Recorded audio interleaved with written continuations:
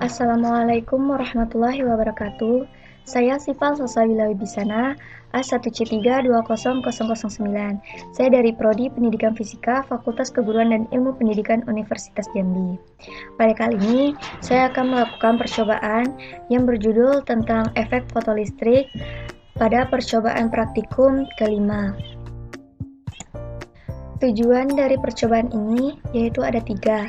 Yang pertama, menganalisis pengaruh frekuensi atau panjang gelombang cahaya terhadap terjadinya efek fotolistrik.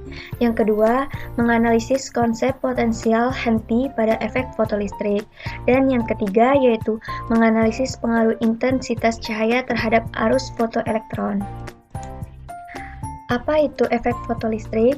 Efek fotolistrik adalah peristiwa terlepasnya elektron dari permukaan suatu zat, yaitu logam, bila permukaan logam tersebut disinari cahaya, yaitu foton, yang memiliki energi lebih besar dari energi ambang, yaitu fungsi kerja dari logam tersebut.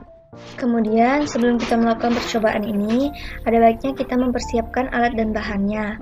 Yang pertama yaitu kita mempersiapkan laptop atau smartphone. Yang kedua yaitu kita menyiapkan Java pada situs tersebut, dan yang ketiga yaitu kita menyiapkan link situs PET, yaitu pada percobaan kali ini efek fotolistrik. Untuk percobaan yang pertama kali yaitu menganalisis pengaruh frekuensi atau panjang gelombang terhadap terjadinya efek fotolistrik.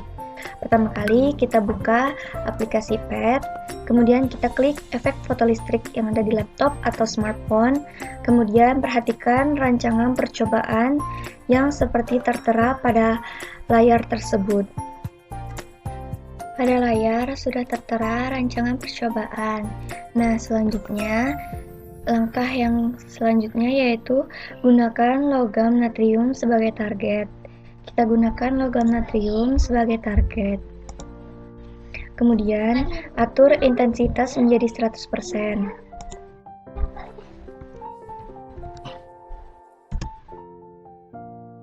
Selanjutnya, tegangan baterai pada 0 volt. Kemudian, geser panjang gelombang dari 760 nanometer sampai dengan 150 nanometer.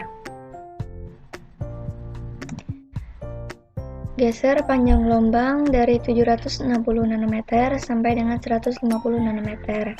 Kemudian, centang untuk menampilkan grafik yang energi elektron versus frekuensi cahaya ini dicentang.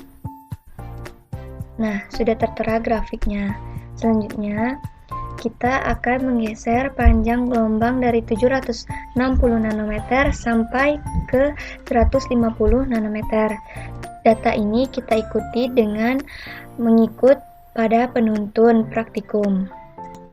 Nah, pada data praktikum pada penuntun ini, kita ambil datanya yang A dulu, yaitu menganalisis pengaruh frekuensi atau panjang gelombang terhadap terjadinya efek fotolistrik. Nah, tadi sudah dijelaskan langkah-langkah pada praktikum untuk menganalisis pengaruh frekuensi atau panjang gelombang terhadap terjadinya efek fotolistrik. Selanjutnya, kita akan melakukan praktikumnya. Nah, kita akan menggeser panjang gelombang tersebut dari 760 nanometer hingga ke 150 nanometer. Kita geser sampai ke 150 nanometer.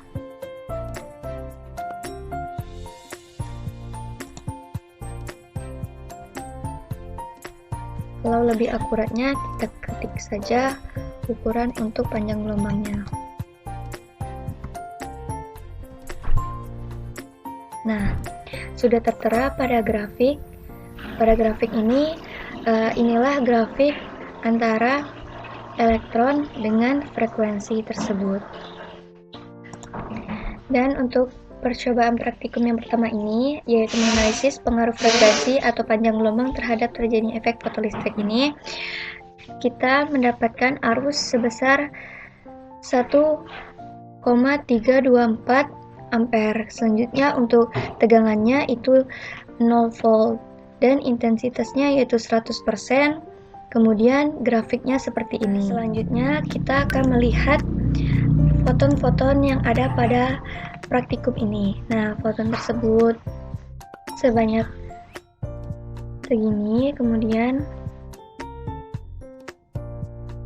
inilah grafik percobaan praktikum pertama ini. Kemudian kita akan melakukan percobaan praktikum selanjutnya.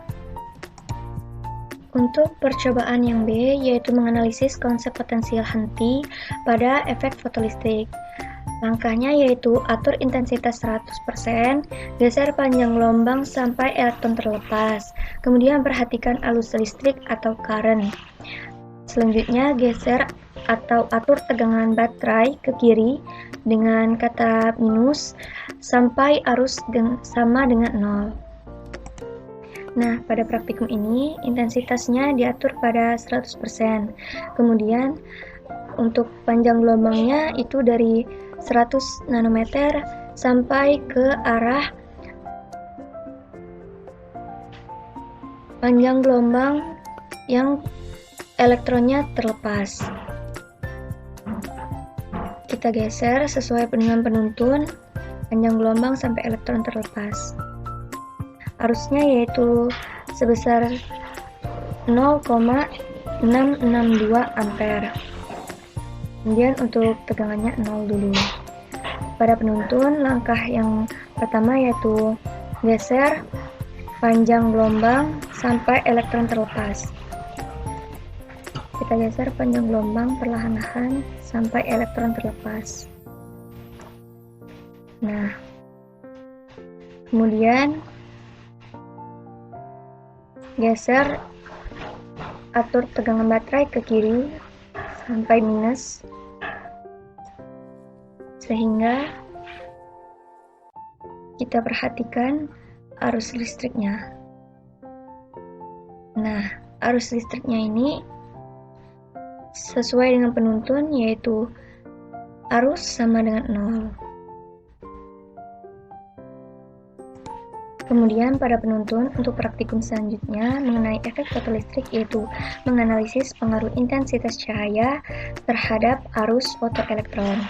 Yang pertama langkahnya yaitu atur intensitas sama dengan 0% dan panjang gelombang atau frekuensi pada UV misalnya 350 nanometer, kemudian centang grafik current versus light intensity, kemudian geser atau atur intensitas perlahan dari 0% sampai dengan 100%, dan kita akan memperhatikan jumlah elektron yang terlepas jika intensitasnya bertambah.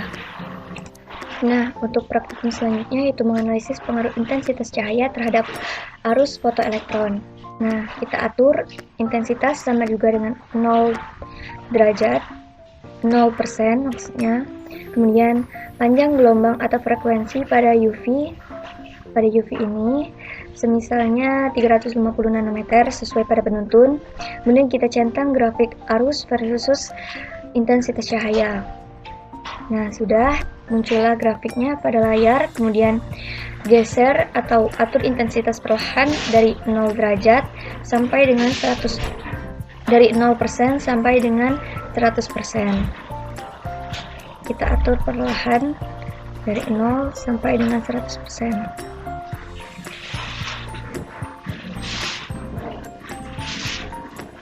Nah, pada grafik itu terlihat bahwa intensitas dengan arusnya itu terlihat jelas bahwa semakin besar intensitas maka semakin besar pula kuat arusnya.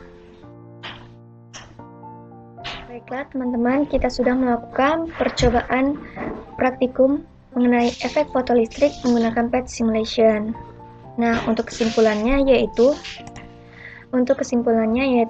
peristiwa pelepasan elektron dari logam oleh radiasi yang disebut dengan efek fotolistrik diamati pertama kali oleh Heinrich Hertz pada tahun 1887, yaitu elektron yang terlepas dari logam disebut juga dengan fotoelektron. Hamburan Compton adalah suatu efek yang merupakan bagian interaksi sebuah penyinaran terhadap suatu materi. Efek Compton adalah salah satu dari 3 proses yang melemahkan energi suatu sinar ionisasi. Bila suatu sinar jatuh pada permukaan suatu materi, sebagian daripada energinya akan memberikan kepada materi tersebut, sedangkan sinar itu sendiri akan menyebarkan. Kemudian untuk foton adalah partikel elementer dalam fenomena elektromagnetik. Sebagai gelombang, satu foton tunggal tersebar di seluruh ruang dan menunjukkan fenomena gelombang seperti pembiasan oleh lensa dan interferensi destruktif ketika gelombang terpantulkan saling memusnahkan satu sama lain.